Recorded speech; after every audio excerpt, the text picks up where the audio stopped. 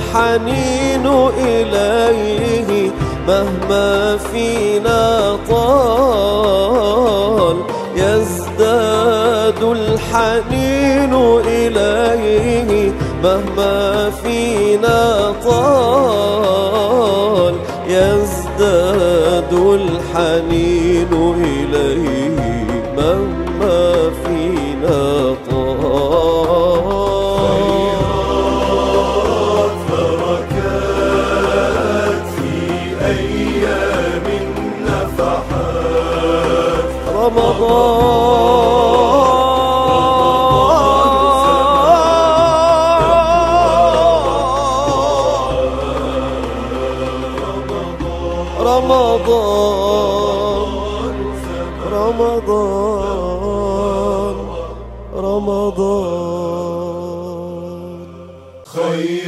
خيرات بركات أيام النفحات، رمضان رمضان زمان التقوى والطاعات، رمضان زمان التقوى والطاعات، بركات في أيام النفحات، رمضان رمضان زمان التقوى والطاعات، رمضان زمان التقوى والطاعات. في البال على مر الأجيال، ذكره في البال على مر الأجيال، يزداد الحنين إليه مهما فينا طال، يزداد الحنين إليه مهما فينا طال، يزداد الحنين. خيرات بركات في أيام النفحات، رمضان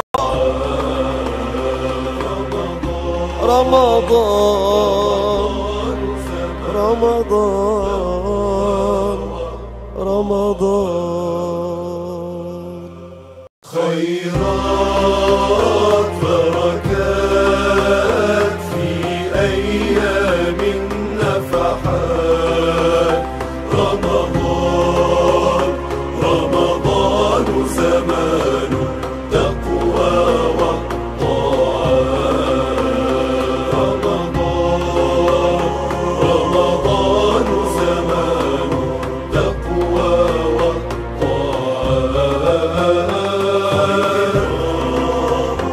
بركات في أيام رمضان رمضان زمان التقوى والطاعات، رمضان زمان التقوى والطاعات.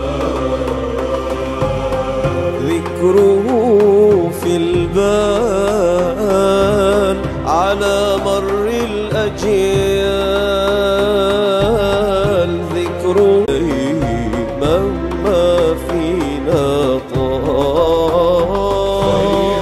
خيرات بركات في أيام النفحات، رمضان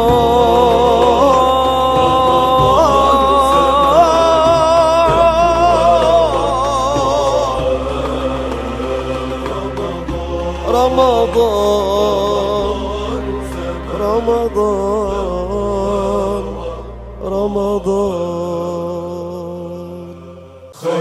خيرات بركات في أيام النفحات،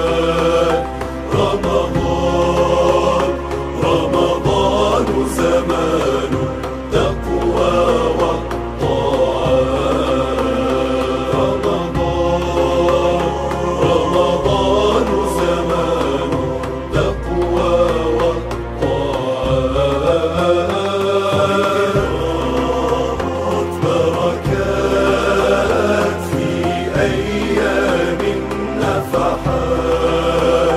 رمضان رمضان زمان التقوى والطاعات. له النعمة وله الفضل وله الثناء الحسن، صلوات الله البر الرحيم والملائكة المقربين على سيدنا محمد أشرف المرسلين وحبيب رب العالمين، وعلى آله وصحبه الطيبين الطاهرين. أما بعد، فأذكركم أن تخلصوا النية لله تبارك وتعالى في الاستماع إلى علم الدين، وأن تنووا الاعتكاف في المسجد تقربا إلى الله تبارك وتعالى. كنا نتكلم في الدرس الذي مضى عن إزالة النجاسة وتطهير المكان الذي يغسل لإزالة النجاسة وتطهير هذا الموضع. مسألة: بول الصبي والصبية اللذين لم يطعما الطعام نجس كبول الذي يطعم الطعام. الفقهاء يقولون بول الصبي الذي لم يأكل الطعام، وكذلك الصبية، هذا البول نجس كبول الكبير، من حيث إنه نجس كبول الكبير. كثير من الناس يظنون أن بول الصغير ليس نجسا، لا، هو بول وهو نجس، لكن له حكم خاص. هذا الصبي الذي لم يطعم الطعام، لم يطعم الطعام يعني لم يأكل الطعام. في اللغة العربية يقال طعم بمعنى أكل، طعم يطعم يعني أكل يأكل، فلذلك لا يقال الله يطعمك حجة كما يقول بعض الناس، يقولون الله يطعمك حجة والناس راجعة كمان يقولون. الحج له وقت مخصوص في الشرع، لا يصح إيقاع نيته إلا فيه. إذا دخل شهر شوال، دخلت أشهر الحج، يستطيع الشخص، لكن قبل ذلك وبعد انتهاء الحج، بعد مضي وقت الوقوف بعرفة، الشخص ليس له أن ينوي الحج، لا يصح أن ينوي الحج في غير وقته. الله تعالى قال الحج أشهر معلومات، والرسول صلى الله عليه وسلم قال الحج عرفة. معنى قوله الحج عرفة أن من فاته الوقوف بعرفة فاته الحج. وتنبيه لأن وقت عرفة قصير ليس طويلا، من بعد ظهر اليوم 9 من ذي الحجة إلى صبيحة العيد.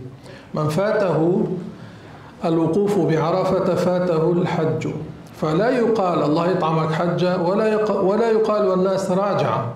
أنه يطعمك يعني يأكلك، أعوذ بالله. إذا واحد فهم المعنى الفاسد من نحو هذه الألفاظ يكفر، لأن معنى كلامه أن الله يأكل، وهذا لا يجوز على الله. حتى بعض الناس هنا في بلادنا وفي الأردن أيضا إذا انزعجوا من شخص يقولون له الله يأكلك، يعني الله يأكلك. هذا يسمى كفرا صريحا، لأن هذا تشبيه لله تعالى بخلقه. كذلك إذا رأوا امرأة تزوجت ولم تلد بعد يقولون الله يطعمك ولد، أو الله يطعمك مولودا أو ذكرا أو أنثى. نفس المعنى الفاسد هنا. اللفظ الصحيح أن يقال الله يطعمك بمعنى يعطيك، لكن أحسن منه لو قال الله يرزقك ولدا، الله يرزقك حاجة. هذا اللفظ أحسن وفيه ثواب. يطعمك ما فيه ضرر، لأن معناه يريدون به يعطيك، لكن يطعمك لا يجوز. الله سبحانه وتعالى منزه عن صفات المخلوقين، ولا يجوز السكوت عن هذا. يعني قد يقول قائل ممن لا علم لهم هذا كلام العامية وهذا كلام الله تعالى قال ما يلفظ من قول إلا لديه رقيب عتيد. كل قول نقوله يسجل، إن كان حسنة فلنا، وإن كان سيئة فعلينا، وإن كان مباحا لا نستفيد منه ولا نعاقب عليه، يمحى. هذا المباح يمحى، أما الحسنات فتسجل والسيئات تسجل. ما يلفظ من قول معناه أي قول يقوله الإنسان يسجل عليه، وعلينا أن نفكر قبل أن نتكلم. لو كان باللغة العامية ليس مسموحا أن يقول الشخص لفظا معناه فاسد باللغة العامية أو باللغة العربية الفصيحة، ليس مسموحا، لا يجوز له ذلك. فهنا استعمال الفقهاء إذا لاحظتم نجس كبول الذي يطعم الطعام، يعني كالذي يأكل، هذا نجس وهذا نجس. ويجزئ في بول الغلام، لكن يصح في بول الغلام الذي لم يطعم الطعام، لم يأكل بعد الأكل، ما فقط يأخذ اللبن من أمه، الحليب من أمه، النضح، وهو الرش بأن يبل موضعه بالماء وإن لم يزل عنه، يعني يأخذ الماء الشخص الذي يريد التعاطي مع هذا البول الذي هو بول الغلام الذكر، يعني الذي لم يأكل الطعام، يرش هكذا على هذا الموضع الذي نزل عليه بول الغلام. الاستثناء فقط في بول الغلام والذي لم يطعم الطعام، يعني لم يأكل الطعام بعد.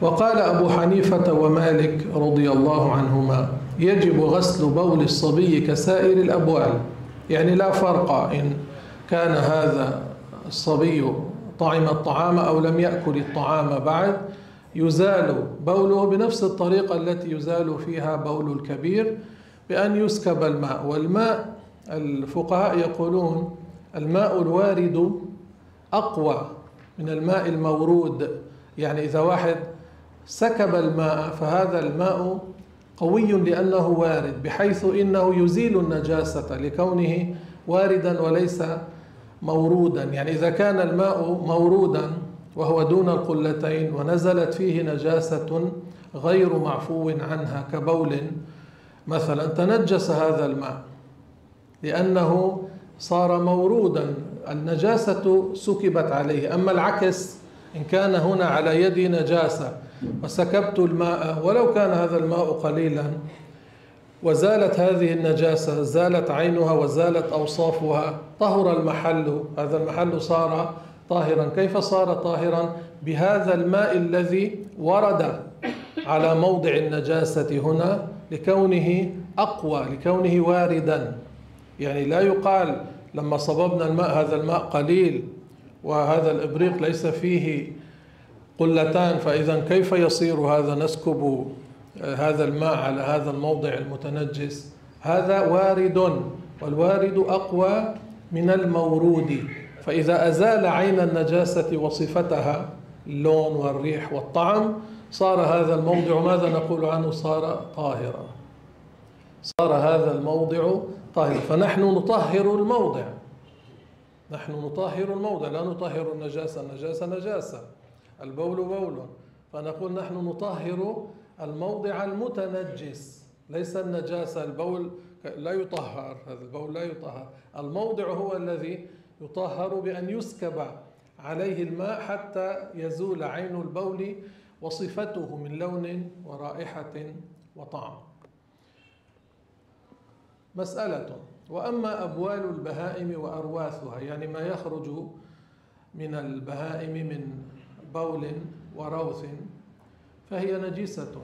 يعني البهيمة إن كانت قرة مثلا أو طائرا كدجاجة مثلا أو بطة أو نحو ذلك، أبوالها وأرواثها نجسة. وقال الإمام مالك رضي الله عنه والزهري رضي الله عنه، وهذا من أكابر الفقهاء، وأحمد، الإمام أحمد بن حنبل، بول ما يؤكل لحمه وروثه طاهر. وهذا يحتاج إليه أهل القرى الذين عندهم أبقار يحلبون هذه الأبقار، الذين عندهم الغنم، عندهم الماعز، عندهم الشاة، أليس يتعرضون للتعاطي معها؟ يسقونها، يضعون لها الطعام الذي تأكله، فقد يسقط من هذا شيء عليهم، على ثيابهم، من أبوالها وأرواثها. هنا يقول الزهري ومالك وأحمد أن هذه البهائم التي هي مأكولة، البهائم التي هي مأكولة كالبقرة والضأن مثلا والبطة والإوز والدجاج، المأكول بوله وروثه طاهر.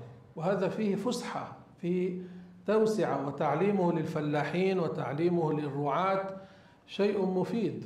إذا كان أصابه بول هذه الشاة أو بول هذه البقرة أو روث هذه الدجاجة وأراد الصلاة وهو يبتلى بذلك، يقلد مالكا، يقلد الإمام أحمد رضي الله عنهما، يقلد الزهري وكل من المجتهدين يعني كالشافعي وأبي حنيفة. فتعليم مثل هذا لمن يتعرض لهذه الأشياء هذا شيء حسن، وفيه بيان سماحة هذه الشريعة، أن الأئمة أيضا إذا اختلفوا كأحمد ومالك والشافعي وأبي حنيفة فاختلافهم رحمة، لأن الشخص ينظر في أقوال المجتهدين، أكيد من أهل العلم يأخذ، فينظر ما الذي يناسبه يفعله وليس عليه بأس في ذلك، ينظر ما هو الأسهل له في التعامل مع هذه الأشياء فيفعل ذلك، وهذا فيه فسحة للناس. الحيوان الطاهر غير الإنسان والسمك والجراد إذا مات فهو نجس، يعني الإنسان إذا مات ليس نجسا، والسمك إذا مات ليس نجسا، والجراد إذا مات ليس نجسا. هون لما نقول مات المقصود بذلك مش لما إذا ذبحنا البهيمة وماتت، تلك ذبحت فماتت فهي طاهرة. هون نتكلم إن مات الجراد، يعني ما حنذبحه، ما بيذبحوا الجراد ولا السمك بيذبحوه. إن مات الجراد، إن مات السمك أخرجه من الماء فمات بدون ذبح فهو طاهر، ميتته طاهرة، هذا ميتته طاهرة، والجراد ميتته طاهرة، والإنسان إذا مات طاهرا. قلنا إذا واحد قال إذن لما نغسله إذا كان طاهرا؟ لإكرامه، غسل الميت إكرام للميت، لأنه انتقل من هذه الحياة الدنيا إلى حياة البرزخ، فهذا مناسب أن يكرم بغسله قبل دفنه. وكذلك ما يقطع من الحيوان الذي ميتته طاهرة في حياته قطع يكون طاهرا. المفصول من الحيوان الذي ميتته طاهرة، شو الحيوان الذي ميتته طاهرة؟ الإنسان والسمك والجراد. ما قطع منه حال حياته شو حكم ميتته؟ طاهرة، فإذا هو طاهر. هذا الجزء قطعت يد إنسان، عملوا له عملية، بتروا رجله مثلا، هذه الرجل طاهرة ليست نجسة. أما الخروف، البقرة ميتتها نجسة. فهمتوا شو يعني ميتتها؟ إذا ماتت ليس بالذبح، وقعت عليها صخرة فماتت، مرضت فماتت، هذه تسمى ميتة، ميتتها نجسة. فإذا انفصل عنها شيء في حياتها، هذا الذي انفصل كيدها أو رجلها، فهذا يكون حكمه حكم ميتة هذه البهيمة، ميتتها نجسة، هذا المفصول نجس. في استثناء، العلماء يقولون يستثنى ريقه، عرقه، دمعه، هذه البهيمة، صوفه الخروف، شعره البقرة، يقال الذي عليها يقال له شعر، يسمى شعرا في اللغة العربية واسعة. الأشياء التي هي متقاربة لكن تختلف كل يخص منها باسم لسعة اللغة العربية، فهذه القاعدة فيها.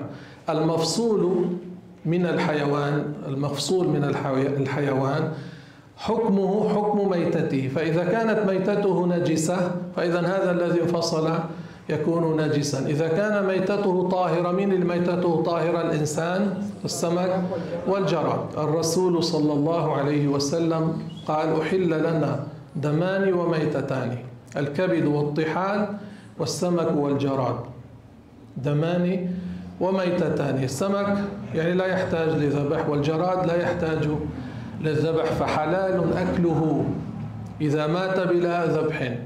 والدم المسفوح لا يجوز أكله، الكفار في الغرب يأكلون الدم المسفوح يستمتعون به، هذا حرام أكله، في كل الشرائع حرام.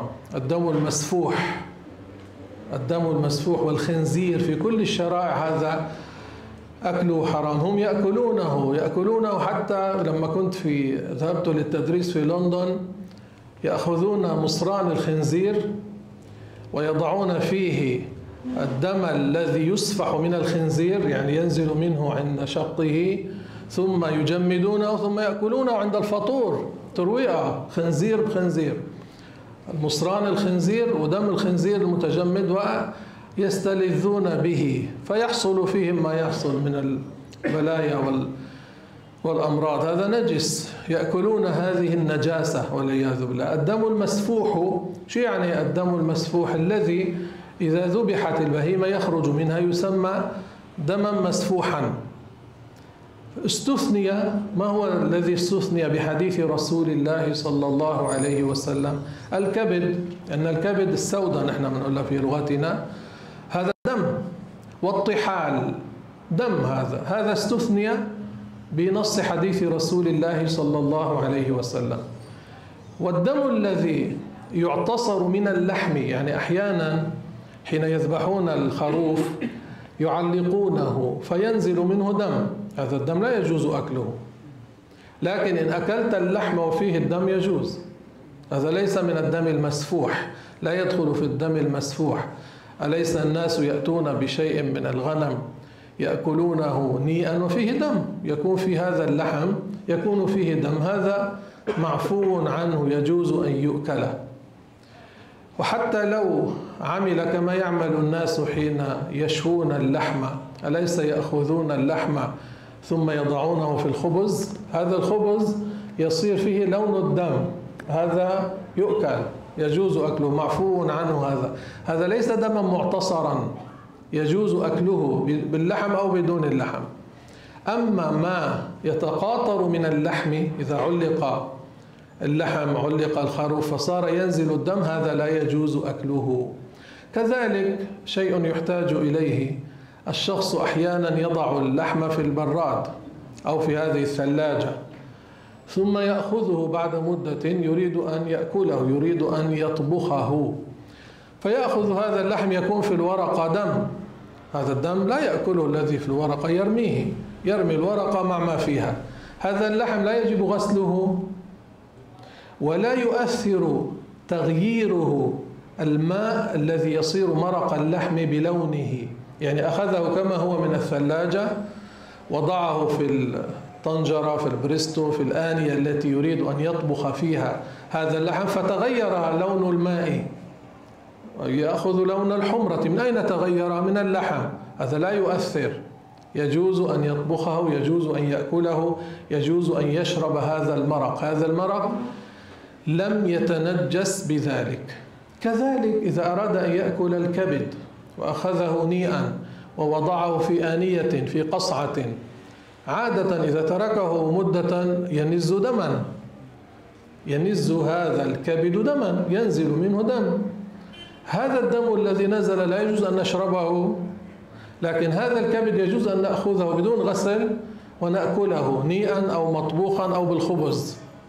كذلك إذا أخذت هذا الكبد، أحيانا يشوون الكبد، وإن كنا في رمضان نتكلم عن أحكام شرعية حتى ما واحد يقول عم يحكي عن الأكل، يشوون الكبد ويأخذونه بالخبز، بس اللي باله في العلم، باله في العلم، عقلته بالعلم، فيأخذونه بالخبز. شو بيصير بهذا الخبز؟ يصير فيه لون الحمرة من الكبد. الفقهاء يقولون يجوز أكله، لا يقول هذا أصابه من الكبد الذي هو دم فإذا نرميه لا نأكله، لا، يجوز أكله لأنه معفو عنه. لا نقول هذا تنجس فإذا لا نأكله. الإسلام، الشريعة الإسلامية فيها سماحة، وشريعة سيدنا محمد عليه الصلاة والسلام هي أسمح الشرائع وأسهل الشرائع. في الشرائع الماضية إذا الشخص أراد أن يصلي ما كان له أن يصلي إلا في الموضع الذي هو كالمسجد. في بعض الشرائع كان يسمى البيعة، وفي بعض الشرائع الصلوطة، ليس لهم أن يصلوا إلا في هذا المكان، يعني كالمسجد في أمة محمد صلى الله عليه وسلم. نحن بفضل الله أكرمنا، جعلنا من أمة خير الأنبياء عليه الصلاة والسلام. حيث أدركتنا الصلاة نصلي، في الطريق نستطيع أن نصلي، في البرية نستطيع أن نصلي، في البيت نستطيع أن نصلي، في المسجد نستطيع أن نصلي. فسحة، هذه فسحة كبيرة. أولئك لا، لا يصلون في الشرائع السابقة إلا في الموضع المخصوص للصلاة. فشريعة سيدنا محمد صلى الله عليه وسلم أيسر الشرائع. بعض الأنبياء فرض عليه وعلى أمته 50 صلاة، نحن نصلي 5 صلوات وكثير من الناس لا يصلونها، وهي 5 صلوات. كيف لو كانت 50؟ ماذا كانوا يفعلون والعياذ بالله؟ كثير من الشباب الآن لا يصلون، كثير من الشابات، كثير من الرجال لا يصلون، يهملون أمر الصلاة، وترك الصلاة من أكبر الكبائر والعياذ بالله. الحيوان طاهر غير الإنسان والسمك والجراد، إذا مات فهو نجس. يعني البهائم إذا ماتت تكون نجسة. وقلنا معنى إذا ماتت يعني إذا ماتت بغير التزكية، بغير الذبح الشرعي. الذبح الشرعي يكون بأن تذبح هذه البهيمة من قبل مسلم أو يهودي أو نصراني. وقلنا هذا توسعة من الله على المسلمين، أن الرجال المسلمين يجوز لهم أن ينكحوا المرأة الكتابية كما يجوز لهم أن ينكحوا أن يتزوجوا المرأة المسلمة. ويجوز لنا أن نأكل من ذبح مسلم أو ذبح يهودي أو نصراني. إذا واحد سألك طب هؤلاء ليسوا مسلمين ليسوا مؤمنين، هذا توسعة على الأمة. الله تعالى قال إلا ما زكيتم، يعني أنتم، يعني المسلمين.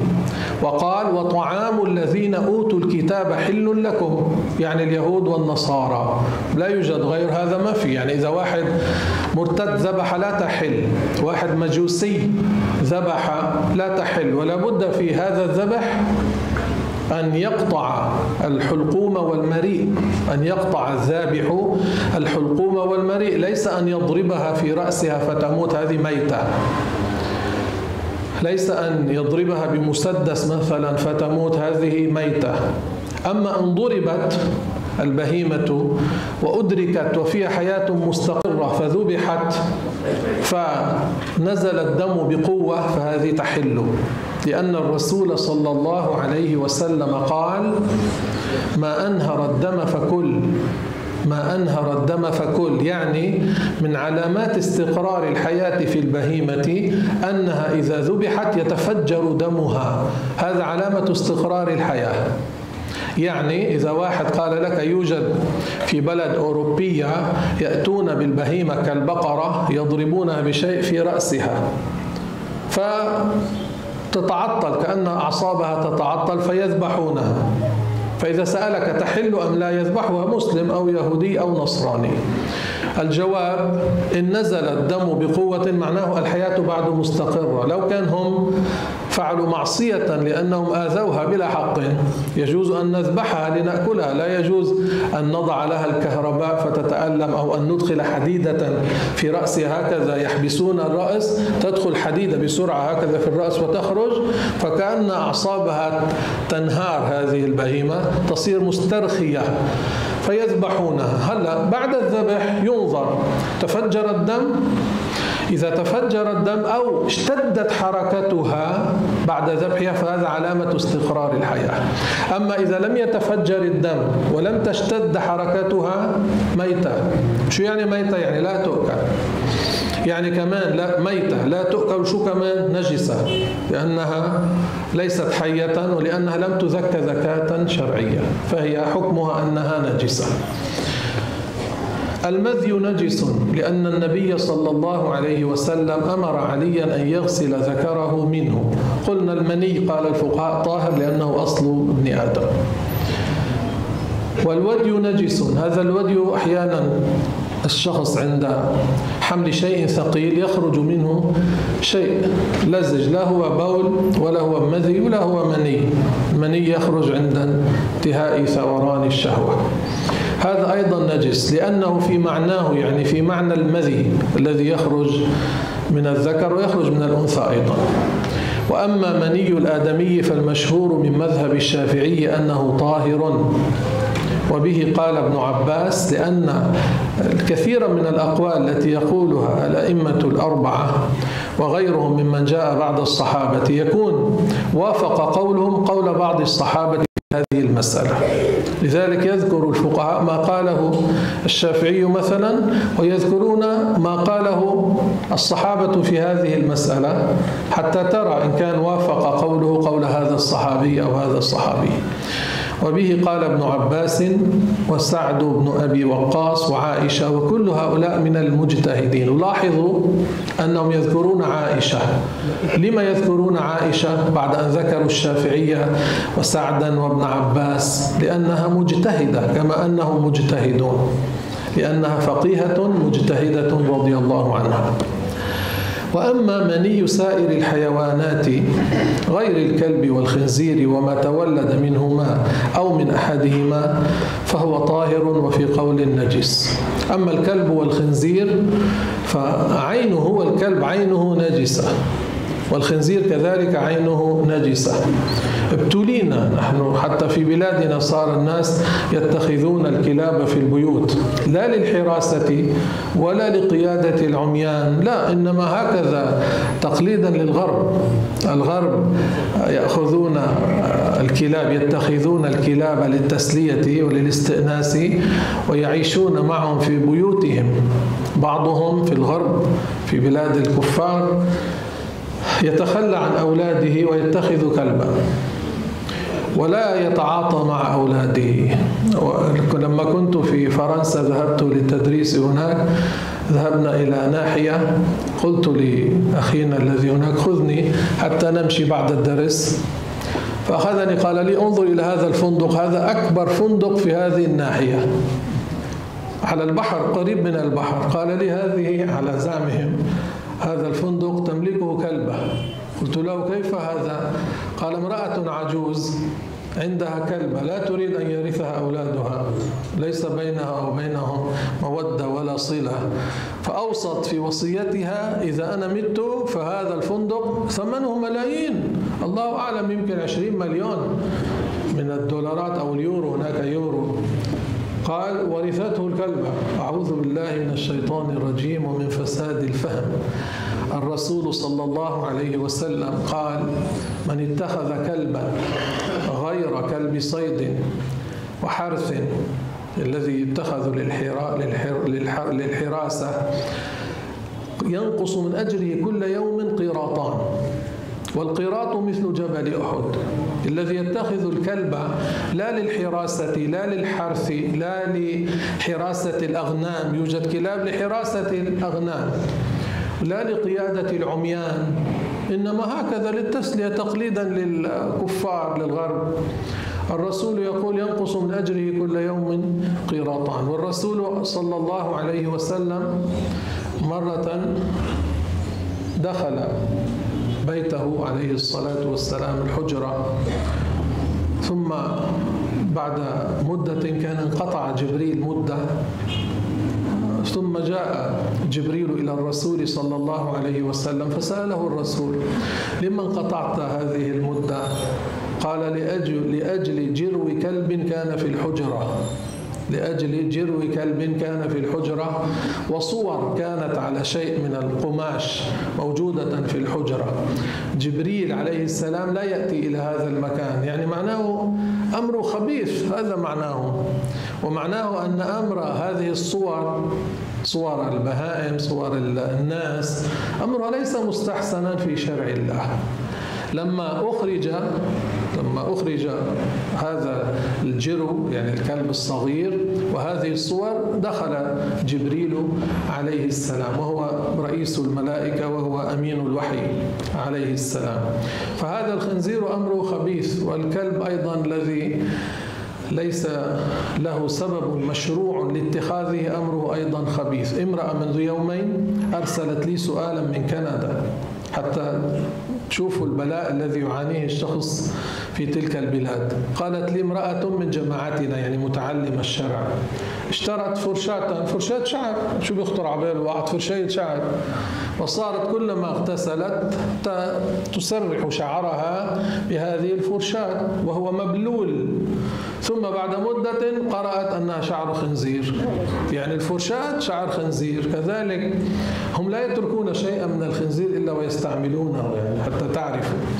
كثير من الأحذية جلد خنزير، وكثير من الجاكيتات أيضا من جلد الخنزير، وكثير من هذه الفراشي التي تستعمل للمكياج للنساء، هذا اللي بيستعملوها للرموش، من شعر الخنزير، يأخذونها من شعر الخنزير. وكثير من هذه التي تستعمل للحلاقة يغمسونها في الصابون، هذه كثير منها من شعر الخنزير.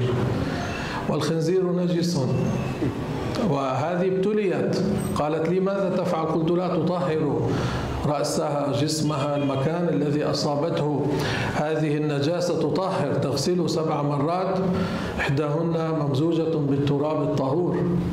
كنا في تركيا مرة لما ذهبنا مع شيخنا رحمه الله للتحذير من بعض أهل الضلال، فذهبنا إلى قرية فيها من أحباب الشيخ، ذهبنا إليه فأتاه واحد بهذه الفرشاة التي تستعمل لأجل حلاقة اللحية، فقال له انظر هذه يا مولانا، فوضع يده عليها كانت مبتلة. قال لي الشيخ هذه خنزير، هذا شعر خنزير، هات الماء والتراب.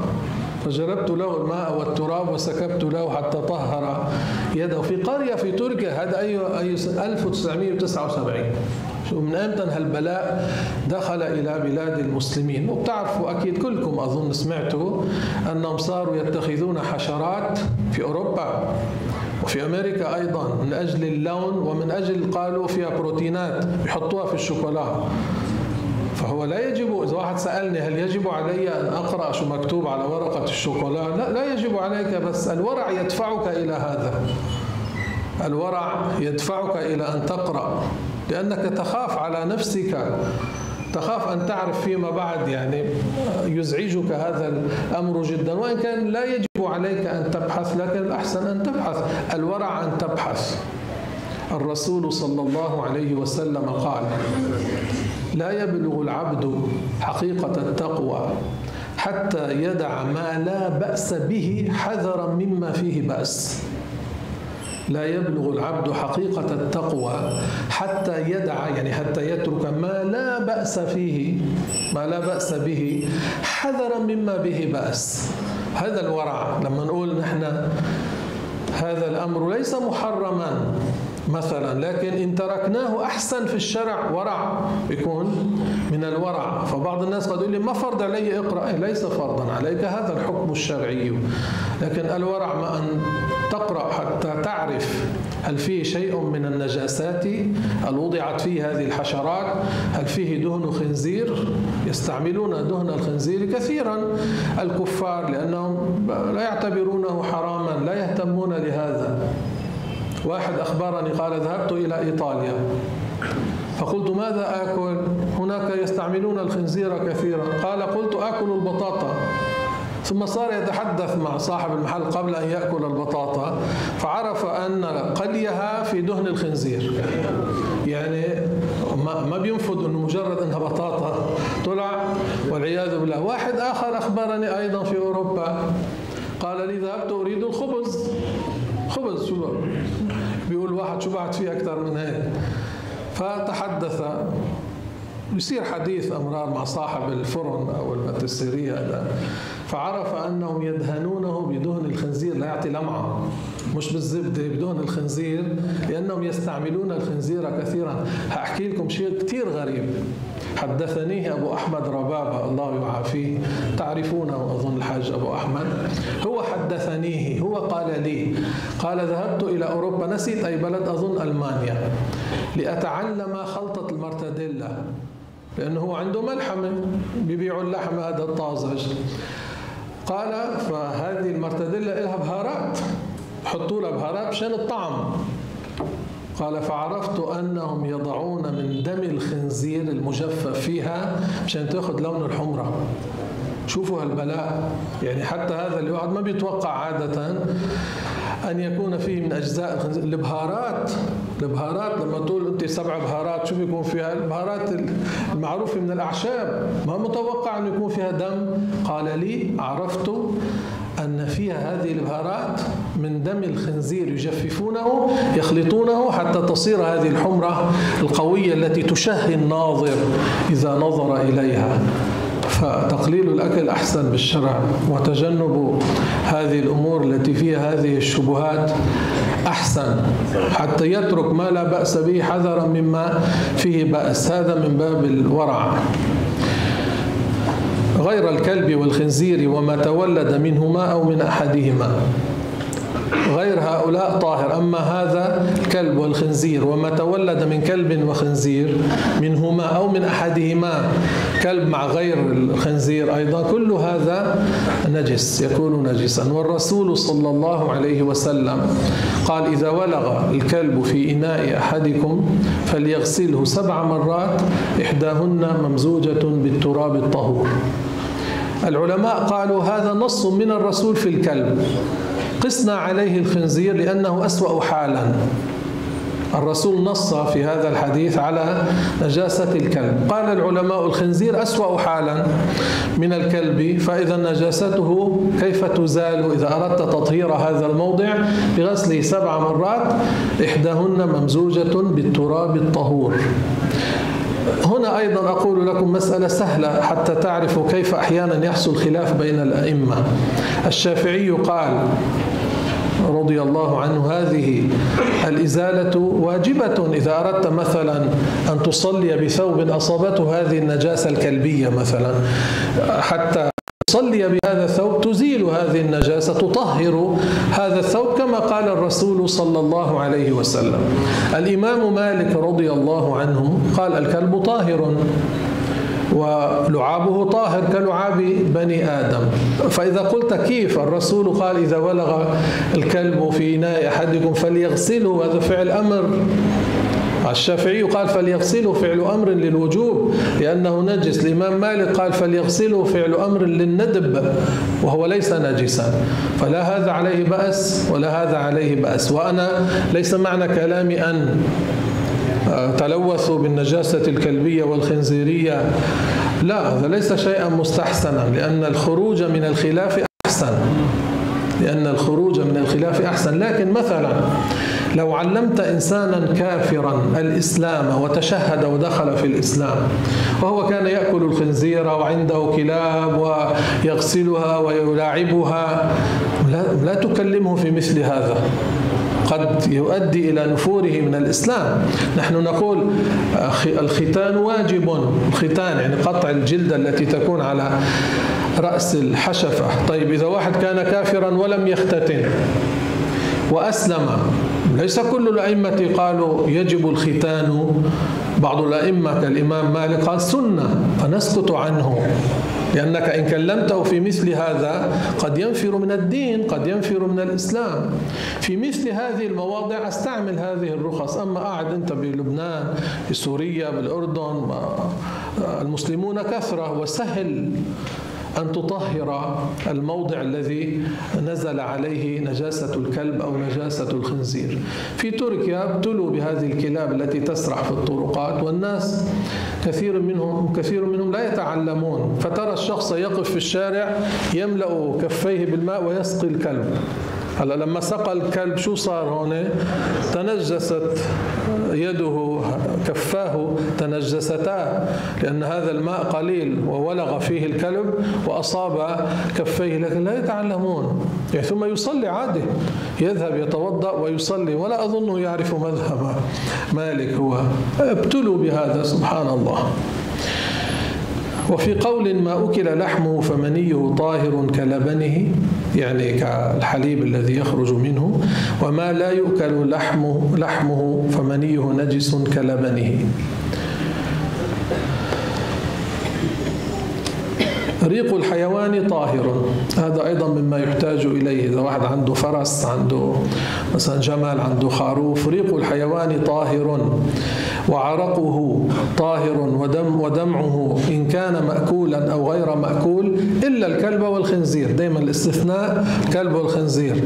ريقه نجس، دمعه نجس، الرطوبة إذا كان عليه رطوبة هذه ومسستها بيدك فهذه تنجست يدك من هذا.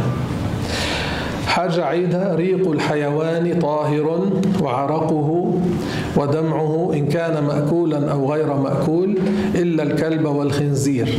وفي الزبد يقول ما سبق وشرحته الآن: وجزء حي كيد مفصول، يعني إذا انفصل جزء من الحيوان الذي هو حي كاليد التي انفصلت عنه كميته لا شعر المأكول، يعني حكمها حكم الميتة لا شعر المأكول، وصوفه وريشه وريقته وعرق والمسك ثم فأرته. يعني أيضا الصوف إن قطع من الخروف هذا مستثنى من قضية من انفصل عن البهيمة التي ميتتها نجسة، هذا يدخل في الاستثناء. الصوف، الريش، طارت ريشة من الدجاجة من البطة وهي حية، ميتة البطة شو حكمها؟ نجسة، ميتة مش المذبوحة. ميتة الدجاجة نجسة، لكن يستثنى الريش إذا قطع منه أخذ منه وهو حي، وريقه وعرقه ودمه كل هذا يدخل في الاستثناء. والشعر قلنا الذي على البقر يقال عنه شعر، هذا يقال عنه شعر. مسألة: وجميع الدماء نجسة، وفي دم السمك وجهان: أحدهما أنه نجس كغيره، والثاني أنه طاهر كميتته. وجميع الدماء نجسة يعني يدخل في ذلك أيضا دم الإنسان، فدم الإنسان نجس إلا دم رسول الله صلى الله عليه وسلم فهو مستثنى. الرسول عليه الصلاة والسلام دمه طاهر ليس نجسا، واستدل لذلك بما رواه الحاكم والبيهقي أن الرسول صلى الله عليه وسلم احتجم. شرحت لكم ما هي الحجامة: تشق مواضع في الجسم ثم يوضع هذا الشبه آنية صغيرة هكذا، يوضع فيها ورقة مشتعلة توضع على هذا الموضع الذي شق، فيخرج دم يفيد الإنسان في صحته. احتجم رسول الله صلى الله عليه وسلم، وكان عنده عبد الله بن الزبير رضي الله عنهما، وهو من أكابر الصحابة من الأولياء من الأتقياء من الصالحين. فقال له الرسول صلى الله عليه وسلم، أعطاه الدم، قال له: واره في أخفى مكان حتى لا يطلع عليه أحد. ذهب عبد الله بن الزبير شربه ورجع، فقال له: ماذا فعلت؟ قال له: واريته في أخفى مكان بحيث لا يطلع عليه أحد. فقال له الرسول صلى الله عليه وسلم: كأنك شربته. فقال: نعم يا رسول الله. فقال له الرسول صلى الله عليه وسلم: ويل للناس منك وويل لك من الناس. سبحان الله. فصار فيه جرأة لا توصف ببركة دم الرسول صلى الله عليه وسلم، لأن دم الرسول هذا طاهر ومبارك، والرسول ما أنكر عليه، ما قال له كيف فعلت هذا، بل قال له: ويل للناس منك وويل لك من الناس. ابتلاه الله ببلايا بعد ذلك من الناس، وصار فيه جرأة لا توصف. فقالوا: إذن، وهذا حديث صحيح، إذن دم الرسول صلى الله عليه وسلم طاهر. هو الرسول له خصوصيات، له أمور خاصة عليه الصلاة والسلام. مثلا لا تطلع منه رائحة كريهة. أحدنا إذا أكل شيئا بعد مدة يطلع له رائحة كريهة، إذا استيقظ من النوم يطلع منه رائحة كريهة. بعض الناس عرقهم منتن، له رائحة شديدة الكراهية. الرسول عرقه ليس فيه رائحة كريهة، بل عرقه بركة. عرق الرسول بركة صلى الله عليه وسلم. مرة جاء بيت صحابية ما كانت في البيت، فاستلقى على جلد فصار ينزل منه العرق. جاءت انتبهت،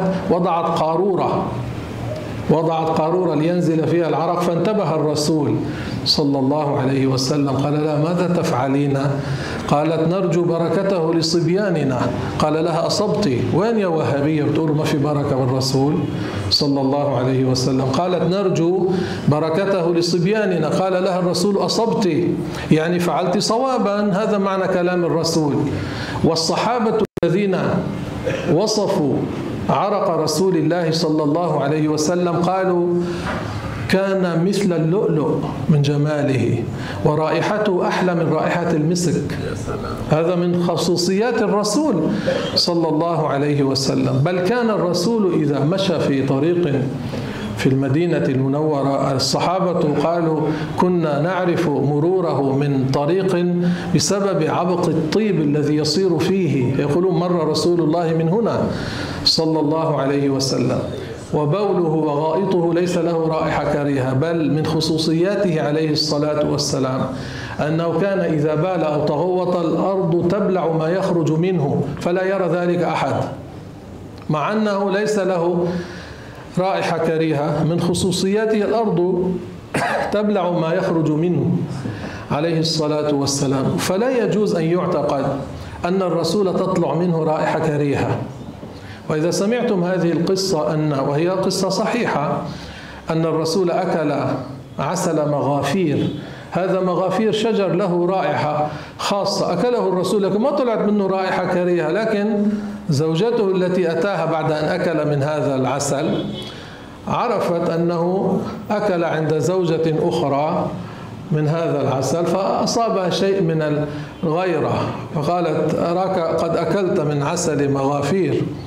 ليس معناه انتبهوا، ليس معناه أنها اشتمت من الرسول رائحة كريهة، لا، إنما عرفت أنه أكل هذا العسل لرائحة اشتمتها من الرسول عليه الصلاة والسلام، لكنها ليست كريهة. وفي هذه القصة حتى أيضا تعرفوا هذا مهم، الرسول صلى الله عليه وسلم لجبر خاطرها منع نفسه من أن يأكل من هذا العسل، فنزلت عليه الآية يا أيها النبي لم تحرم ما أحل الله لك.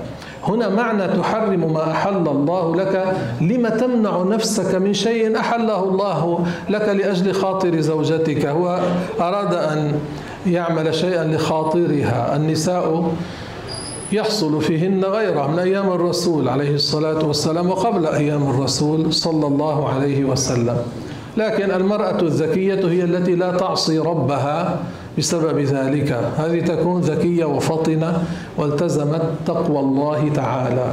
فالرسول لما حصل منه ذلك نزلت عليه الآية.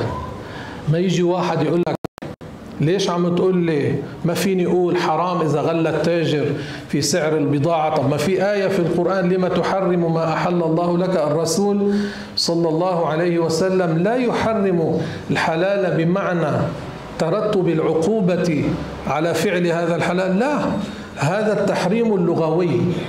في اللغة يقال فلان حرم على نفسه شرب الشاي، يعني منع نفسه من شرب الشاي. ليس كما إذا قلت هنا، ليس كما إذا قلت الزنا حرام هنا بمعنى ترتب العقوبة، من زنى وقع في معصية كبيرة واستحق العقاب الشديد.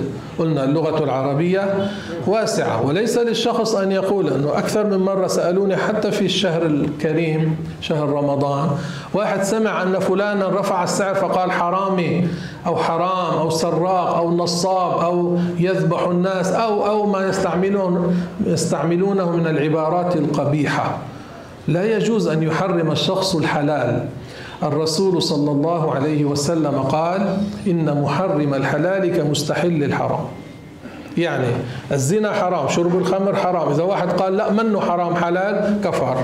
الزواج حلال، إذا واحد قال لا منه حلال حرام كفر، حكمه مثل حكم ذاك بنص حديث رسول الله صلى الله عليه وسلم إن محرم الحلال كمستحل الحرام، يعني ذاك كافر وهذا كافر. طب شو حكم هؤلاء الناس؟ الجواب أن الشخص الجاهل الذي لا يعرف أنه في الشرع مسموح أن يرفع الشخص السعر كما يشاء بدون كذب ولا غش ولا تدليس ولا إيهام للشخص في البضاعة ما ليس فيها، أنه جائز في شرع الله. في حياة الرسول عليه الصلاة والسلام ارتفع السعر، جاءوا إلى الرسول صلى الله عليه وسلم قالوا يا رسول الله سعر لنا، رفض الرسول، قال إن الله هو المسعر الخافض الرافع الخافض، يعني الله سبحانه وتعالى لو شاء أن يكون السعر مخصوصا بشيء معين لأوحى إلي بذلك، هو الذي لو شاء لا أوحى إلي بأن السعر يكون عند هذا الحد، يعني الربح مثلا العشر من الثمن أو أكثر أو أقل. وما أوحي للرسول بذلك، فقال الرسول صلى الله عليه وسلم: إنما البيع عن تراض بين المتعاقدين، هذا الكتاب لي ملكي مثلا، فجاء شخص: تبيعني هذا الكتاب؟ إن قلت له أبيعك ب1000 أو ب10 أو ب2000 له أن يشتري، منه مجبور هو، وله أن لا يشتري، لي أن أبيع ولي أن لا أبيع. ليس للشخص أن يحرم الربح ولو كان كثيرا طالما الشخص لم يكذب ولم يدلس ما أوهمه في البضاعة خلاف ما فيها.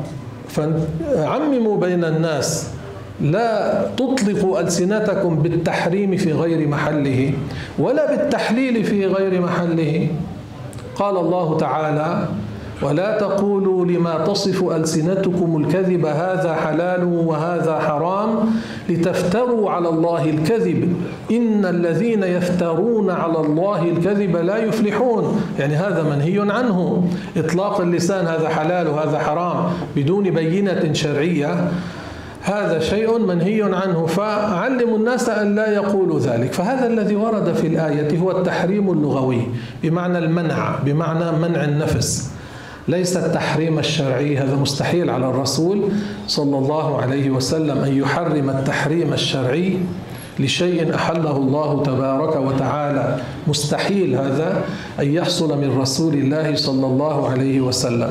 فإذا الرسول له خصوصيات صلى الله عليه وسلم. وكل الأنبياء إن حصل لهم مرض لا يكون مرضا منفرا، يعني لا يمرض النبي بالبرص بالجذام، هذا البرص مرض تذهب منه دموية الجلد، فيقولون الناس برص، بيقولوا هذا أبرص الناس، وهو ليس مستحبا عند الناس، ليس محبوبا عند الناس، الناس تنفر منه.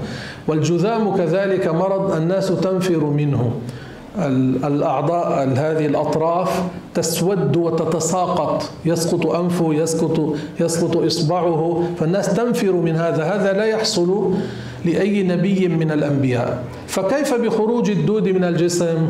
هذا مستحيل أن يحصل لنبي من الأنبياء. ومع ذلك شهر بين كثير من الجهال أنهم يقولون لما مرض أيوب صار يخرج منه الدود، وبعضهم زاد في الفساد والعياذ بالله إلى حد الكفر. قال بعضهم صار إذا خرجت الدودة يعيدها ويقول لها يا مخلوقة الله كلي من رزق الله، هذا كفر، لأن معناه أن النبي يتعمد أن يضر نفسه. هذا لا يجوز على أيوب ولا على غير أيوب من الأنبياء. شو هو اللي حصل إذن؟ اللي ورد في حديث الرسول صلى الله عليه وسلم أن أيوب مرض 18 عاما. ما سمى الرسول المرض. ليش بدكم تدخلوا تتكلموا في شيء ما سماه رسول الله صلى الله عليه وسلم؟ بعض العلماء قالوا يحتمل أن يكون الحمى السخونة. بس قديش مرض سمعتوا؟ 18 عاما، ولزم البيت وصبر، لأن الأنبياء يعرفون أن البلاء بالنسبة لهم رفعة درجة. متى سأل الله العافية؟ حين سمع شخصا يقول هذا أيوب، الله أعلم ما هي الفعلة الشنيعة الكبيرة التي فعلها حتى ابتلي بالمرض في البيت، فدعا الله تعالى أن يعافيه، فخرج لقضاء الحاجة، فأوحى الله إليه أن يضرب الأرض برجله، فأخرج الله له ماء صافيا، وأوحى إليه أن يشرب منه وأن يغتسل، فشرب واغتسل فعاد صحيحا كما كان قبل 18 عاما. حتى إنه لما رجع لزوجته التي كان فارقها من شدة حيائه مع أنها زوجته لقضاء الحاجة، قالت له هل رأيت نبي الله ذاك المبتلى؟ وقد كان أشبه الناس بك حين كان سليما صحيحا. قال لها أنا هو.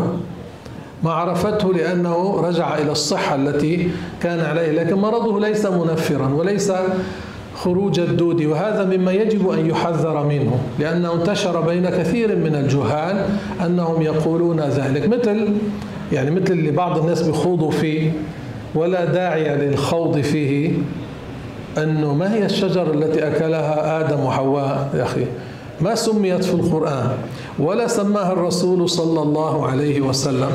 فأكلا من الشجرة، أكلا من شجرة نهيا عنها فأنزلا إلى الأرض. قال بعض العلماء يحتمل أن تكون الحنطة يعني القمح يعني، لكن ما ورد. مثل كمان بعض الناس قديش حملت مريم بعيسى المسيح؟ إن كانت حملت به يوما أو 9 أشهر أو 4 سنوات أو 2 ماذا يحصل لك إن لم تعرف؟ الظاهر نقول الظاهر أنها حملت به كما تحمل النساء 9 أشهر، وبعض العلماء قالوا أكثر وبعض العلماء قالوا أقل، لكن ما في نص في القرآن ولا نص من الرسول صلى الله عليه وسلم، فنترك البحث في هذا، نهتم بما نحتاج إليه.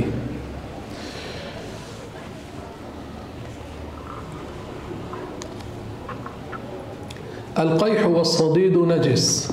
القيح العمل اللي بيخرج، والصديد هو ماء الجروح.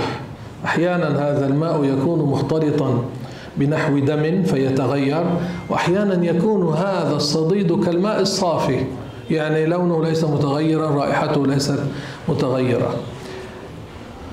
ماء القروح إن كان لا، أنا تكلمت عن الصديد، أنا أريد أن أقول عن ماء القروح. القيح والصديد نجس.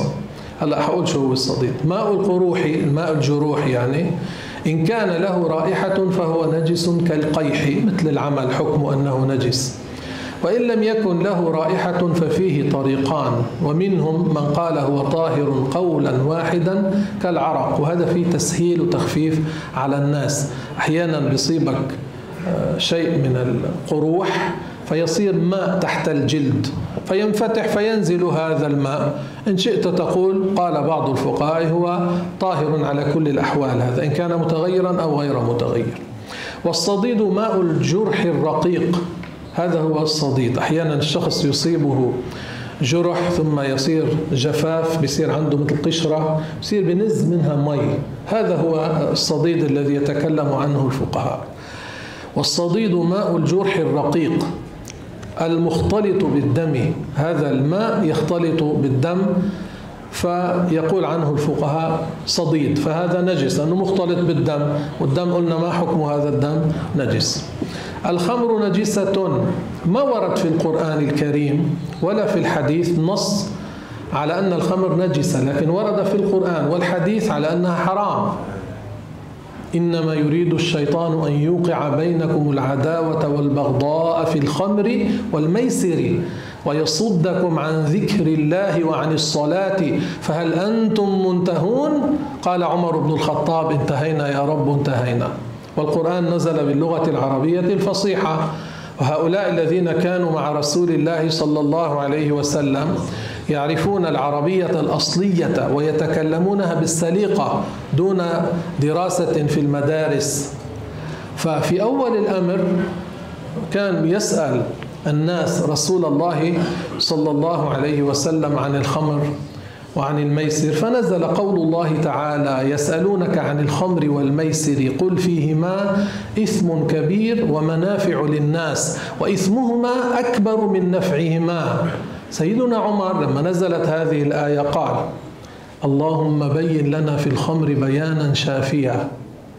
فحصل من بعض الصحابة أن كان شرب الخمر وهو من أكابر الصحابة، الرسول ما شرب الخمر ولا نبي شرب الخمر ولا دعا إلى شرب الخمر، ما في نبي دعا إلى شرب الخمر. لكن سمعتم مني قبل هذا الأحكام الشرعية ما نزلت دفعة واحدة، ما نزلت مرة واحدة، بالتدريج.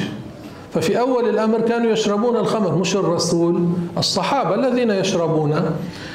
ما نزل الحكم بتحريمها. لما نزلت هذه الآية ما فهم عمر التحريم الصريح فقال اللهم بين لنا في الخمر بيانا شافيا. واحد من الصحابة شرب الخمر سكر لأنه كان ما منعوا من ذلك قبل نزول التحريم، فجاء الرسول صلى الله عليه وسلم ومعه بعض الصحابة، فهذا الصحابي الذي كان شرب الخمر عرفتوا شو يعني سكر، غاب عقله، قال للرسول ومن معه ما أنتم إلا عبيد أبي. هذا الصاحي لو قاله للرسول يكفر. فالرسول عرف أنه كان غائبا من الخمر تركه ومشى، ما كلمه في هذا. فنزلت الآية. فبعض الصحابة أيضا كان شرب الخمر ودخل في الصلاة فغلط في القراءة، بدل أن يقول قل يا أيها الكافرون لا أعبد ما تعبدون، قال أعبد ما تعبدون وهو غائب يعني، ودخل وهو غائب. فنزلت الآية يا أيها الذين آمنوا لا تقربوا الصلاة وأنتم سكارى حتى تعلموا ما تقولون. فصاروا لا يقربون الصلاة وهم سكارى. وعمر كمان لأنه يفهم العربية قال اللهم بين لنا في الخمر بيانا شافيا، لأنه هو في الآية لا تقربوا الصلاة وأنتم سكارى. فلما نزلت هذه الآية يا أيها الذين آمنوا إنما الخمر والميسر والأنصاب والأزلام رجس من عمل الشيطان فاجتنبوه، هذه الآية، ونزلت الآية التي بعدها فهل أنتم منتهون. هون قال عمر انتهينا يا رب انتهينا. يعني الصحابة فهموا من الآيتين اللي فيها فاجتنبوه والتي فيها وهي ظاهرة المعنى فهل أنتم منتهون، لأن هذا للزجر، هذا قوي في بيان الزجر. فهل أنتم منتهون، الذي يعرف العربية قال انتهينا يا رب انتهينا، يعني فهموا من ذلك أن هذه الآية والتي قبلها أيضا تفيد التحريم. لأنه في بعض الناس اليوم يقول لك وين في آية في تحريم الخمر، إنه الخمر حرام، وين في آية؟ قل له وين في آية لفظها الزنا حرام، لا تقربوا الزنا في القرآن الكريم. وبحديث الرسول صلى الله عليه وسلم كل مسكر خمر وكل خمر حرام، ما أسكر كثيره فقليله حرام. الرسول قال صلى الله عليه وسلم، والرسول يشرح ما جاء في القرآن عليه الصلاة والسلام، هذا تأكيد للتحريم عنا. جاء التحريم في القرآن الكريم وجاء التحريم أيضا على لسان الرسول صلى الله عليه وسلم. بس لاحظوا كل الذي ذكرناه من الآيات ومن حديث الرسول صلى الله عليه وسلم ما في لفظ الخمر نجسة، الخمر حرام، عرفنا أنها حرام، لكن ما في لفظ نجسة. لذلك اختلف الأئمة هل هي نجسة أم ليست نجسة، مع كونهم أجمعوا على أن شربها حرام، وكمان على أن بيعها وشراءها حرام. ليش؟ لأن الرسول صلى الله عليه وسلم قال لعن الله الخمرة وساقيها ومسقاها وبائعها ومبتاعها وعاصرها ومعتصرها وآكل ثمنها، كل هؤلاء لعنهم الرسول بسبب الخمر، بائعها ومبتاعها، اللي بيبيعها واللي بيطلب شراءها، كل ملعون. شو يعني ملعون؟ معصيته كبيرة يعني. فهذا تصريح من الرسول صلى الله عليه وسلم بتحريم بيعها، بتحريم عصرها، بتحريم طلب عصرها، بتحريم شربها، بتحريم سقيها للغير. انه بعض الناس بيقول لك رحت على اوروبا اشتغلت بمطعم، المهنة اللي اشتغلت فيها اريد ان اقدم الخمر، بس انا ما حاشرب خمر. وساقيها ومسقاها وبائعها ومبتاعها وحاملها والمحمولة إليه، يقول لك ما دخلني أنا ما شربت، وحاملها والمحمولة إليه، هذا ملعون وهذا ملعون بنص حديث رسول الله صلى الله عليه وسلم. ولا طاعة لمخلوق في معصية الخالق. ما يقول أمرني صاحب الشغل كيف لا أفعل هذا. مثل واحد امبارح بالمسجد سألني قال لي أنا بشتغل بركب صوتيات، طلبوني لركب صوتيات بمحل للكفر لإقامة شعائر الكفر، فيني أعمل؟ قلت له لا طاعة لمخلوق في معصية الخالق، والله يقول ولا تعاونوا على الإثم والعدوان، يعني لا يجوز أن تعين غيرك على المعصية. بل قال الفقهاء من أعان غيره على الكفر كفر، ومن أعان غيره على الكبيرة معصيته كبيرة، ومن أعان غيره على الصغيرة معصيته صغيرة، ومن أعان غيره على المكروه مكروه ليس حراما، ومن أعان غيره على الطاعة طاعة، إذا أعنت غيرك على الطاعة طاعة. لذلك مختصر اللي قلنا، اتفق الفقهاء بالإجماع أن الخمر شربها حرام، وأن عصرها لمن يريد العنب إذا عصره لمن يريده خمرا حرام. الرسول صلى الله عليه وسلم قال من باع العنب لمن يعتصره خمرا فقد تقحم النار على بصيرة.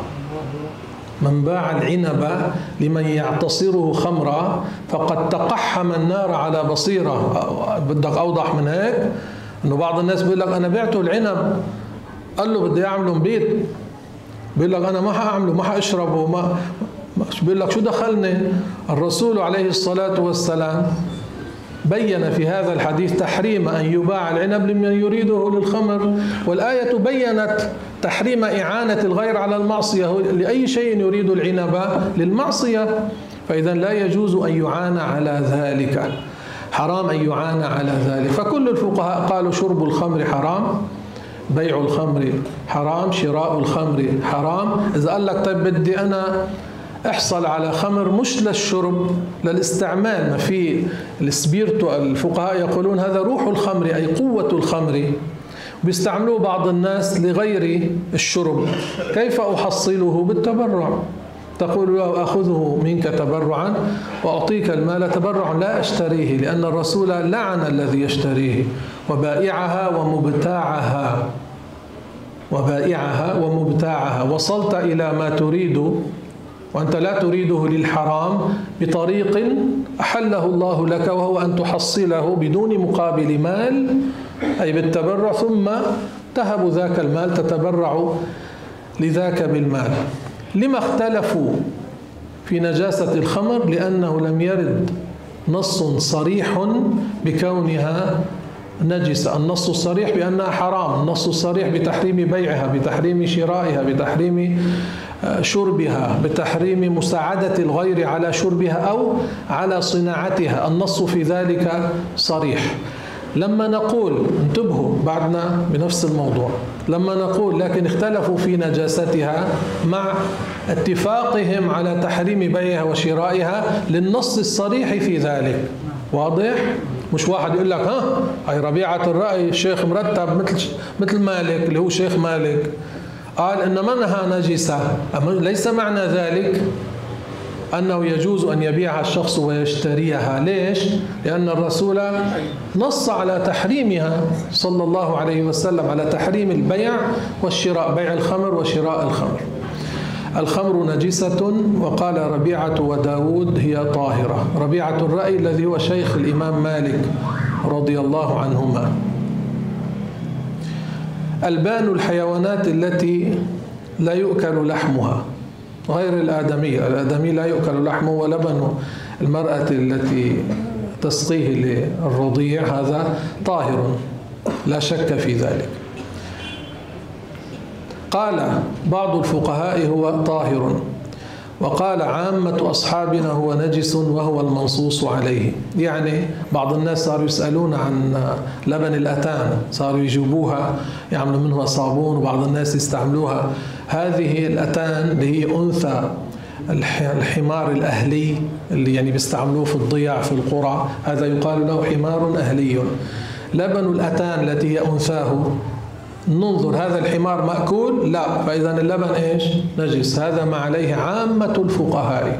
أقول لهم إذا سألوكم هذا نجس بمعنى لا يجوز شربه، لا يجوز شراؤه، لا يجوز بيعه. استعملوا ألبان البقر، ألبان الماعز، الأشياء التي هي معروفة بين الناس. واختلف أصحابنا يعني الشافعية، هذا فقيه شافعي، في رطوبة فرج المرأة. يوجد رطوبة من فرج المرأة تكون غير المذي، غير الودي، غير المني. هذه الرطوبة اختلفوا فيها كثير من الفقهاء، قالوا هذه الرطوبة التي هي غير، ليست بولا وليست مذيا وليست المني وليست الودي، قالوا هذه طاهرة. كثير من الفقهاء قالوا هذه طاهرة. عندك أوراق؟ أعطينيها بارك الله فيك. ما شاء الله عليك.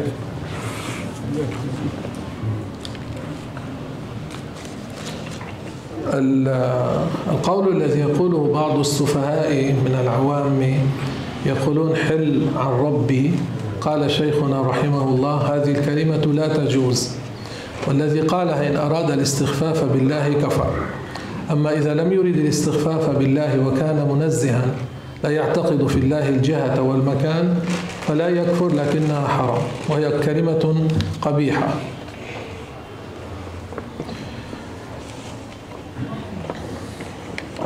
إذا مات الأب وعنده رجل مات وعنده زوجة وأولاد،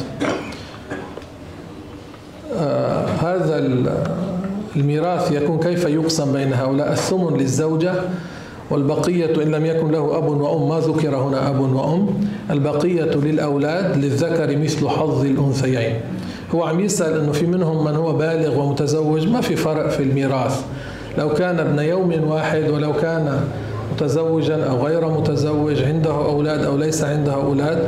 مات إنسان ترك زوجة وله أولاد ذكور وإناث، الزوجة لها الثمن لوجود الأولاد، والأولاد هؤلاء حظهم في هذا الميراث أن يقسم باقي بعد أن تعطى المرأة الثمن، الباقي بينهم للذكر مثل حظ الأنثيين. شخص شوهد في عدة منامات أنه مع الرسول صلى الله عليه وسلم، يقول أو الرسول يذكر اسم هذا الشخص ليساعد الناس في أشياء فيها طاعة، فليساعدهم في أشياء فيها طاعة لا بأس، لكن تعرفون الحكم الشرعي في الرؤيا المنامية أنه لا يبنى عليها حكم شرعي. يعني حتى قال الفقهاء لو أن شخصا رأى النبي صلى الله عليه وسلم فقال مثلا سلم على الحاج سمير، فجاء الرائي بعد أن استيقظ إلى الحاج سمير قال له يا حاج رأيت رسول الله صلى الله عليه وسلم وقال إنه يسلم عليك، لا يجب على الحاج سمير أن يرد السلام هنا، لأن هذا ليس كحكم اليقظة. لو كان في اليقظة يقول وعليه السلام. تذكرون عائشة رضي الله عنها ونفعنا بها لما قال لها جبريل هذا جبريل يقرئك السلام، قالت وعليه السلام ورحمة الله وبركاته، يقظة هاي، وقالت يا رسول الله ترى ما لا نرى. فهون بيقولوا الفقهاء لا يجب، وإن قال فهو حسن، يعني إن قال وعليه السلام ورحمة الله وبركاته شيء حسن وفيه ثواب، لكن ليس واجبا.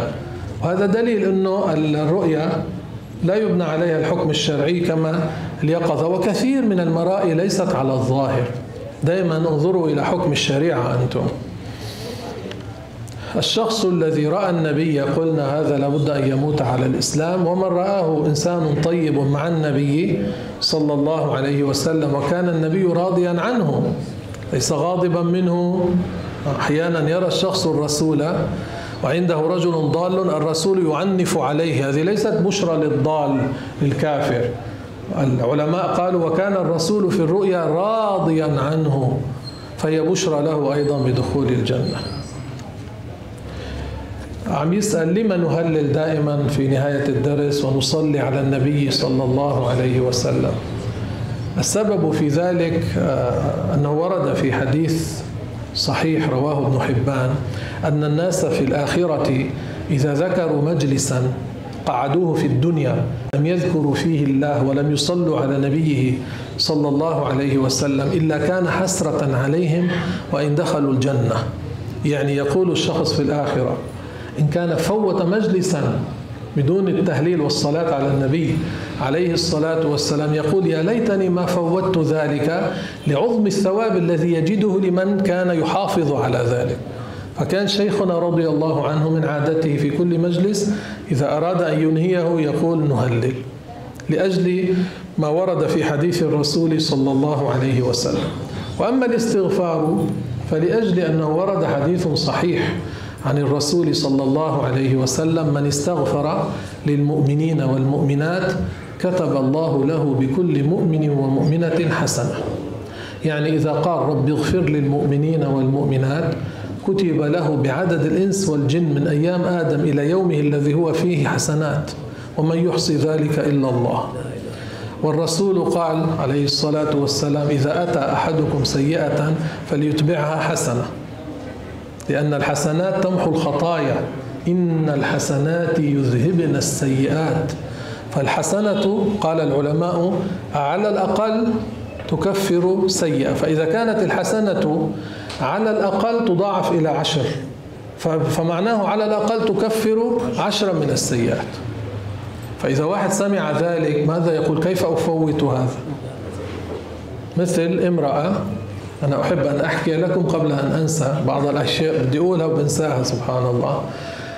جاءت إلى شيخنا رحمه الله وكنت عنده، فقالت له: زوجي يعمل في الدعوة إلى الله ويغيب كثيرا عن البيت حتى إني أستوحش، يغيب أحيانا كل النهار، أحيانا كل الليل، أحيانا يغيب أياما، ومرة غاب في الدعوة إلى الله 15 يوما، فأجد وحشة شديدة. فقال لها الشيخ عبد الله رحمه الله: كلما صليت الصبح وكلما صليت المغرب وأنت جالسة في جلوس الصلاة قولي 10 مرات: لا إله إلا الله وحده لا شريك له، له الملك وله الحمد يحيي ويميت وهو على كل شيء قدير. فإنك إن قلت ذلك تكتب لك 10 حسنات مميزات، وتمحى عنك 10 سيئات من الكبائر، وتحفظين من أذى الجن ومن أذى السحر ومن المكروه، وتكونين مطمئنة. يعني أنا أقول لما واحد يسمع كل هذا من الرسول عليه الصلاة والسلام ينبغي أن لا يفوت هذا، وهذا لمن أدى الصلاة في وقتها. هذا السر بحسب ظاهر الحديث، لمن أدى الصبح والمغرب في وقتها. لا تفوتوا أن تقولوا هذا. شباب شابات يتركون هذا. شباب يعني إذا قلنا الكبير مثلا يقول أنا متعب، بس الشاب شو بده يقول؟ متعب من كثرة النوم، يمكن اليوم من كثرة ما ينامون. يعني في الأصل الناس بيسمع بيقولوا بننام 7 ساعات. احسبوا ال7 ساعات من 24 تقريبا الثلث. يعني إذا أنت عشت 60 سنة تقريبا بتكون نمت 20. شوف قديش نمت. يعني لو واحد يطلع بالرقم بيستغرب يقول أنا كل هدول نمتهم، يعني نمت ثلث عمرك. وقد ورد أن أم سليمان عليه السلام قالت له: يا بني لا تنم في الليل كثيرا، فإن من ينام كثيرا يأتي يوم القيامة فقيرا، قليل الحظ يعني. لذلك شيخنا والأولياء قبل شيخنا الليل لا ينامون منه إلا ما يحتاجونه لحفظ صحة البدن، والباقي في العبادة، في الطاعات، في الصلاة، في الاستغفار، في قراءة القرآن. وأرسلت اليوم رسالة أظن وصلت لكثير منكم أن الصحابة كانوا يتذاكرون العلم في المسجد في بيوتهم، وأن أحد الصحابة سعد جاء إلى عمر بالليل قال له: ما تريد الساعة؟ قال: العلم، الفقه، يعني أريد العلم. فأدخله وتذاكرا إلى ما قبل الفجر. مين هدول؟ عمر وسعد، الصحابة الكبار عم يشتغلوا بعلم الدين. فقال له: نقوم نصلي قبل أن يدخل الصبح، يعني شيء من قيام الليل. قال له: نحن في صلاة، يعني في عبادة، الصلاة تطلق على العبادة. عمر يقول له: نحن في صلاة. شو يعني؟ يعني هذا تنبيه أن اشتغلوا بالفقه، واشتغلوا أكثر بالفقه الأكبر، ولا تنشغلوا عنه بغيره مما هو ليست الحاجة ماسة إليه كالحاجة إلى هذا الفقه الذي هو الفقه الأكبر، التوحيد، العلم بالله ورسوله، ومحاربة أهل الضلال. إذا أنتم لم تحاربوا من سيحارب أهل الضلال؟ مين تتوقعوا؟ يعني تبعوا لإيطاليا ولا تبعوا لفرنسا ولا اللي بيعملوا فرشية من شعر الخنزير؟ يعني إنهم هيحاربوا أهل الضلال؟ أنتم تحاربون أهل الضلال، أنتم أهل الحق، أنتم أهل السنة والجماعة. أولئك ينشرون الضلال حتى تردوا عليهم. ليش بقول لكم احفظوا الدليل؟ من يومين ذكرنا أدلة مهمة جدا في التبرك بالرسول عليه الصلاة والسلام في سؤال غير الله ما لم تجري به العادة، أدلة قوية جدا، وفي الأحاديث الصحيحة، وفي التوسل بالرسول والتبرك بالرسول بعد موته، وسؤال الرسول بعد موته، والتوجه بالرسول والتجوه بالرسول بعد موته صلى الله عليه وسلم. كل هذا تمنع منه الوهابية. هذا الفوزان هذا من رؤوس الوهابية، مبكي مضحك بيقول الواحد أحيانا. سألوه عن التليفون، قالوا له: ماذا تقول في التليفون فيه كاميرا؟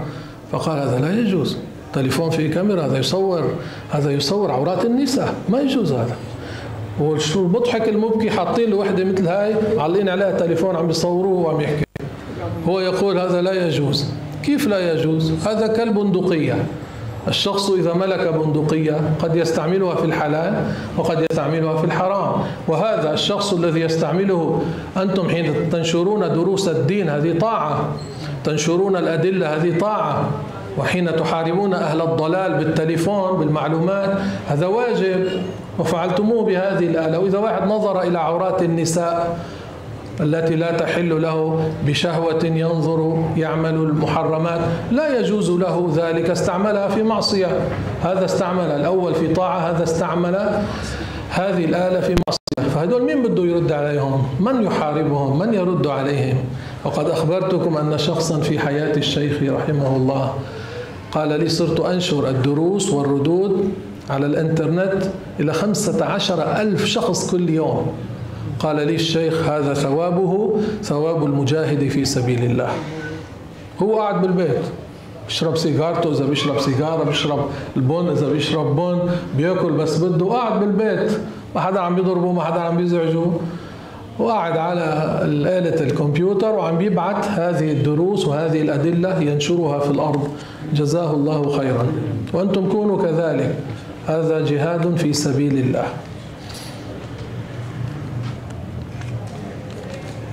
بالنسبة للجن بعض الناس كمان بالهم مشغول، حنشوف الجن في الآخرة ولا ما حنشوفهم؟ بعض العلماء قالوا في الدنيا هم يروننا ولا نراهم، في الآخرة نحن سنراهم وهم لا يروننا. لكن هذا العلماء يقولون ما قام عليه دليل الذي قاله بعض العلماء، فالظاهر أن الأمر يبقى كما هو، هم يروننا ونحن لا نراهم. ليش بدك تشوفهم يا أخي أنت؟ يعني الواحد بيقول بدي أشوف الرسول عليه الصلاة والسلام، أريد أن أرى الأنبياء، أريد أن أرى الصالحين، أريد أن أرى والدتي والدي إخوتي الذين أحبهم في الله. بيقول ما هو ما كان شايفهم في الدنيا، ليش شغل باله فيهم يعني؟ فالظاهر أنه حيبقى بالآخرة ما يشوفهم. اجتهدوا في الطاعات حتى تكسبوا الدرجات إن شاء الله.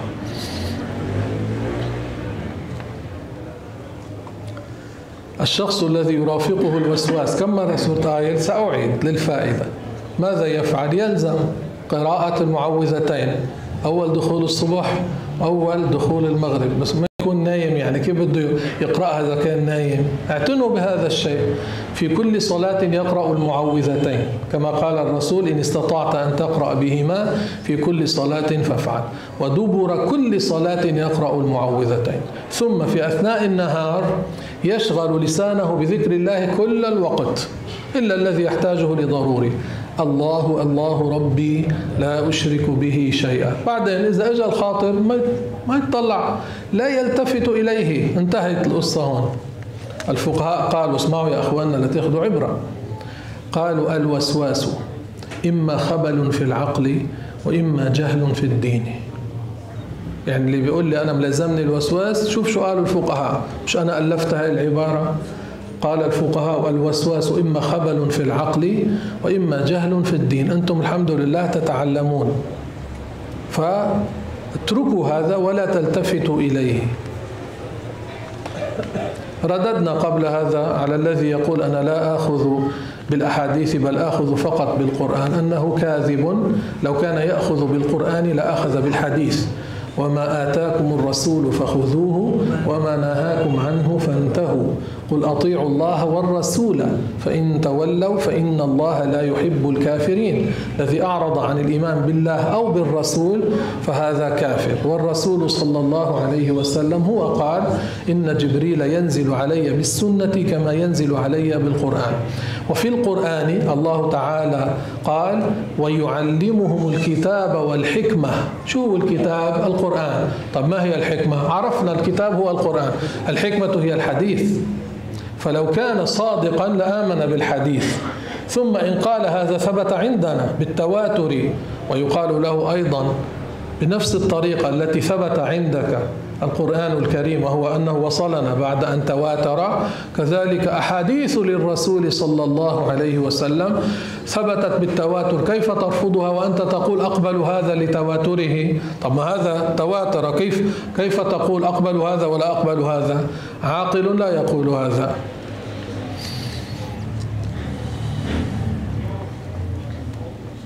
إذا شخص دخل المسجد ونوى لله تعالى وأراد الاعتكاف وأراد إحياء ليالي رمضان، لأننا صرنا في العشر الأواخر من رمضان، نسأل الله تعالى أن يغفر لنا وأن يجعلنا من عتقاء شهر رمضان وأن يوفقنا للقيام ولحسن الصيام في بقية هذا الشهر. وأنتم تعرفون كما ذكرنا في السنة الماضية سبحان الله أن العلماء يقولون الخيل إذا قاربت الوصول إلى نهاية المضمار أسرعت لتحصل السبق، وكل منا يسأل الله تبارك وتعالى أن يكون من السابقين إلى الطاعات وأن يكون من الذين غفرت لهم ذنوبهم. من صام رمضان إيمانا واحتسابا غفر له ما تقدم من ذنبه، يا رب اجعلنا منهم. فهو يقول دخلت المسجد بنية حسنة، قعدت للإحياء فأصابني نعاس، هل لي ثواب مثل الذي لا ينام؟ لك ثواب، وبنيتك لك ثواب، وبفعلك لك ثواب، وباعتكافك لك ثواب، لكن ليس مثل الذي لا ينام، ذاك أعظم. مثل أضرب لكم مثلا، شخص نام عن صلاة الصبح ليس تركها عمدا ثم استيقظ فصلاها، وشخص وفقه الله فقام وصلى الصبح في وقتها، ذاك ما قصر، نام قبل دخول الوقت، لكن هذا الذي صلى في الوقت ثوابه أعظم. في منبه إذا قالوا لك غدا إن استيقظت الساعة 5 لك 10,000 دولار، جيب 10 منبهات إذا فيه، أو قد لا ينام من أجل أن يحصل ذلك، فكيف بالثواب العظيم؟ وسمعتم ماذا يحصل للشخص بهذا الدعاء الذي يقوله بعد صلاة الصبح، والله تعالى قال وقرآن الفجر إن قرآن الفجر كان مشهودا، أي القراءة التي يقرأها الشخص في صلاة الصبح تشهدها ملائكة الليل وملائكة النهار.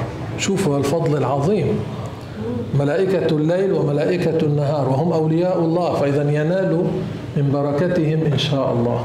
لكن أقول لكم حافظوا على هذا وعودوا أنفسكم وأولادكم على هذا من الصغر، عودوهم. صار عمره 7 سنين بدأت بأمره بالصلاة، خلص تقوم على الصبح، لأنك إذا لم تستيقظ كيف توقظه؟ يعني وأنت نائم توقظه؟ قم لصلاة الصبح، أيقظ أولادك بالشتاء بالبرد بالصيف بالشوب، خلاص برنامج حياة هيدا عنا. بدنا نقوم نصلي الصبح في وقتها، في الحضر في السفر بالتعب بالمرض، طالما أنت تستطيع قم، لأن العمر هذا ستعيشه مرة واحدة، ما في عمر تاني غير اللي هو عمرك هون حتعيشه بالدنيا ويأتي عزرائيل عليه السلام. فأنت عود أولادك على هذا حتى يصير عادة متبعة لهم. كثير من أهل الضلال، كثير من أهل الضلال بيقوموا على صلاة الصبح وهم من أهل الضلال وبنشاط ويصلون التراويح 20 ركعة، كثير منهم يفعلون هذا، زين لهم ما يفعلون وهم على ضلال والعياذ بالله. أنتم أهل الحق، أنتم أولى أن تقوموا وتفعلوا هذه الأمور التي هي عظيمة جدا. هلأ خلص على العشر الأواخر، وفي الغالب كما قال الرسول صلى الله عليه وسلم التمسوها في العشر الأواخر، والرسول كان يشد المئزر ويعتكف في المسجد صلى الله عليه وسلم ويزيد في الطاعات، هو دائما في الطاعات عليه الصلاة والسلام، لكن يزيد، ينبهنا الرسول من فعله حتى نقتدي به عليه الصلاة والسلام. فإن شاء الله لك البشرى، لأنه يقول عمري 83 سنة، جزاك الله خيرا أنك ما زلت بهذه الهمة وتأتي المسجد وتعتكف، فيما كثير من الشباب يكونون إما على التليفون وإما على التلفزيون أو بشي واحدة قهوة أو شيء هيك. يعني إذا رأينا شخصا يأكل في نهار رمضان وهو ليس معذورا يجب علينا أن ننبهه، أما إن رأينا مريضا معذورا يأكل نسكت، إن رأينا امرأة نعرف أنها حائض تأكل نسكت، لا بأس عليها وليس حراما عليها أن تأكل، وإن أخفت أحسن، لكن ليس حراما إن أكلت أمام الناس. بعض جهالة بلادنا كانوا يقولون حرام لو حائض ما بيجوز تأكل أمام الناس، كذب هذا الكلام. يجوز لها، لكن شو الأحسن؟ أن تتستر، أن لا تأكل أمام الناس. إذا كان الشخص صائما الفرض وأكل ناسيا يجب على من عرف بحاله أن يذكره، أن ينبهه. إذا كان يصوم النفل يجوز أن نسكت، لأنه لو تعمد أن يأكل وهو صائم النفل يجوز، فكيف إذا كان ناسيا؟ يجوز لنا. فإذا كان صائما الفرض سواء كان في رمضان أو عن كفارة مثلا أو يصوم القضاء، عرفنا بحاله وأكل ناسيا يجب علينا أن نذكره. ربنا آتنا في الدنيا حسنة وفي الآخرة حسنة وقنا عذاب النار. اللهم اقسم لنا من خشيتك ما تحول به بيننا وبين معصيتك، ومن طاعتك ما تبلغنا به جنتك، ومن اليقين ما تهون به علينا مصائب الدنيا. اللهم متعنا بأسماعنا وأبصارنا وقوتنا ما أحييتنا، واجعله الوارث منا، واجعل ثأرنا على من ظلمنا، وانصرنا على من عادانا، ولا تجعل مصيبتنا في ديننا، ولا تجعل الدنيا أكبر همنا ولا مبلغ علمنا، ولا تسلط علينا من لا يرحمنا. اللهم تقبل منا صومنا وصلاتنا وطاعاتنا، واغفر لنا ولإخواننا الذين سبقونا بالإيمان. اللهم أكرمنا برؤية ليلة القدر، وأن نكون فيها قائمين بالطاعة، ووفقنا للدعاء فيها بما تحب وترضى. اللهم أكرمنا في رمضان برؤية سيدنا محمد عليه الصلاة والسلام، يا أرحم الراحمين، يا أرحم الراحمين، يا أرحم الراحمين. قولوا لله تعالى: اللهم أوصل مثل ثواب ما تقبل من أعمالنا لكل من حضر هذا المجلس ومن يسمع هذا الدرس ومن سبقنا من أحبابنا إلى البرزخ. نهلل: لا إله إلا الله، لا إله إلا الله، لا إله إلا الله. اللهم صل على سيدنا محمد وعلى آله وصحبه وسلم. اللهم صل على سيدنا محمد وعلى آله وصحبه وسلم. اللهم صل على سيدنا محمد وعلى آله وصحبه وسلم. رب اغفر لي وللمؤمنين والمؤمنات، رب اغفر لي وللمؤمنين والمؤمنات، رب اغفر لي وللمؤمنين